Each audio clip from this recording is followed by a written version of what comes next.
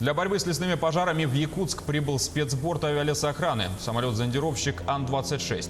На воздушном судне установлено оборудование для искусственного вызывания осадков путем рассеивания йодистого серебра на высоте 5-6 тысяч метров. Эффективность подобных мер составляет порядка 70%. На прошлой неделе самолет работал на территории Красноярского края, Иркутской области, Забайкалья и Амурской области. На сегодняшний день результаты на этих территориях показали снижение класса пожароопасности, лесные пожары ликвидированы и текущая обстановка находится под контролем.